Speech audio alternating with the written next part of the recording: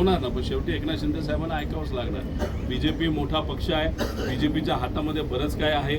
जसं की चिन्हाचा मुद्दा सुद्धा आपण चर्चेत आणला असेल, तो सुद्धा त्यांच्या हातामध्ये आहे. त्यामुळे बीजेपी पूर्णपणे मित्रपक्षाला दाबते हे सगळं आपल्याला सगळ्यांना माहीत आहे आणि तशाच पद्धतीने या इलेक्शनमध्ये सुद्धा दाबलं जाईल आणि दाबून योग्य असे सीट बीजेपीला मिळतील असं आम्हाला सगळ्यांना त्या ठिकाणी वाटतं. भारतीय लोकशाही हुकुमशाही आणि भांडवलदारी जाते असं तुम्हाला वाटत नाही का? आता ह्या सगळ्या पुरावाकडे बघितल्यानंतर असंच सुरू आहे. तुमच्याकडे पैसा असेल तर तुम्ही राजकारण करू शकता, पैसा नसेल तर तुम्ही राजकारण करू शकत नाही. आणि तसं असेल तर मग उद्या जाऊन सामान्य लोकांचं प्रतिनिधित्व करणारे लोकप्रतिनिधी हे आपल्याला दिसणार नाही. आपल्याला कोण दिसणार तर आपल्याला कॉन्ट्रॅक्टर दिसणार, माजी अधिकारी दिसणार, व्यावसायिक दिसणार. मग हे लोक जेव्हा सत्तेत असतील ते फक्त आपल्याच परिवाराचा, आपल्याच बिझनेसचा, आपल्याच कामाचा विचार तिथं करतील.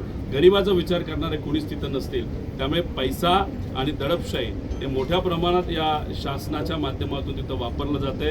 गुंडाशाही सुद्धा मोठ्या प्रमाणात वाढत चाललेली आहे आणि ह्या सगळ्या गोष्टी डेमोक्रेसीला, लोकशाहीला, संविधानाला त्या चांगल्या नाहीत. वोट चोरीच्या माध्यमातून आपण सगळ्यांनी बघितलेलं आहे की जी लोक इथं राहत नाही अशा लोकांना सुद्धा इथं रजिस्टर करून त्यांना बसमधून आणून मतदान करून घेतलं.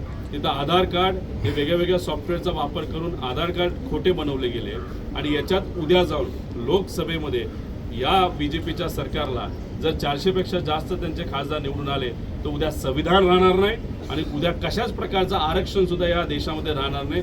ही मात्र गोष्ट आता लोकांना कळायला लागलेली आहे.